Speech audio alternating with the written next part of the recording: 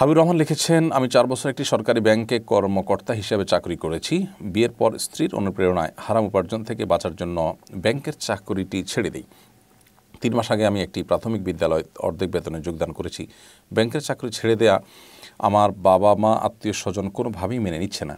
এমনকি চাকরি ছাড়ার পর 3 মাস যাবৎ বাবা মা আমার সাথে কথা পর্যন্ত বলেনি। স্বল্প আয়ে বাবা মা আত্মীয় স্বজনের অর্থনৈতিক হক ঠিকমতো আদায় করতে পারছি না। সকলে ব্যাংকে ফিরে যাওয়ার জন্য চাপ দিচ্ছে। এখনও ব্যাংকে ফিরে যাওয়ার সুযোগ আমার আছে। বর্তমানে হতাশার ভিতর আছে। এক্ষেত্রে করণীয় কি? ভাই হাবিবুর রহমান, আল্লাহ তাআলা আপনার প্রতি রহম করুক এবং আপনার মতো এরকম বিপদে যারা আছেন তাদের সবার প্রতি আল্লাহ তাআলা রহম করুন, আমরা দোয়া করি। দেখুন, হারামকে হারাম হিসাবে বর্জন করার মতো ঈমানি শক্তি আমাদের মধ্যে থাকতে হবে। সুদভিত্তিক কোনো প্রতিষ্ঠানে আপনি যদি কাজ করেন, আপনি সুদের সহযোগীর ভূমিকা অবতীর্ণ হন, তাহলে সেক্ষেত্রে অবশ্যই আপনার সে উপার্জন হালাল হবে না, সেটা হারাম হবে। আর এরকম হারাম উপার্জন করার জন্য আপনার বাবা মা ভাই বোন আত্মীয় স্বজন যদি আপনাকে প্রেশারাইজড করে, তারপর আপনি সেই হারাম উপার্জনের ধারে কাছেও যাওয়া আপনার জন্য জায়েজ হবে না।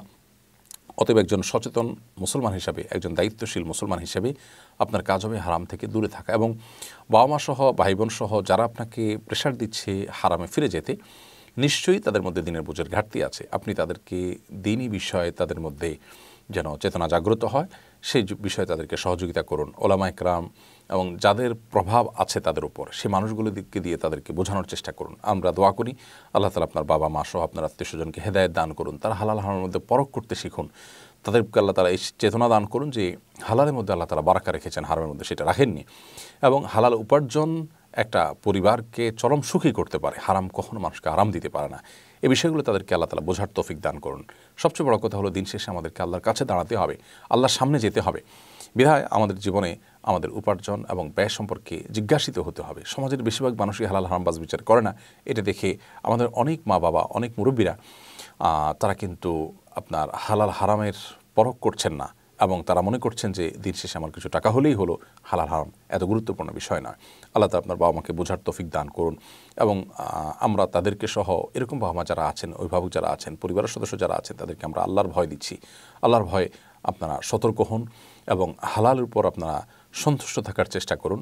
আল্লাহ রাব্বুল আলামিন দিন একরকম রাখেন না। আপনি হালালের উপর সন্তুষ্ট থাকলে আল্লাহ তাআলা এর মধ্যে বারাকা দিবেন। অতএব ভাই হাবিবুর রহমান, আপনার জন্য সে হারামে ফিরে যাওয়ার সুযোগ নেই। তবে হালাল উপার্জন আপনি পরিমাণ বাড়ানোর চেষ্টা করুন। আপনি যেখানে চাকরি করছেন বা কাজ করছেন, এর পাশাপাশি আপনি অতিরিক্ত কাজ করুন, করে আরও বেশি উপার্জন করার চেষ্টা করুন। বাবা মা সহ আত্মীয় স্বজনের ডিমান্ডগুলো পূরণ করার চেষ্টা করুন।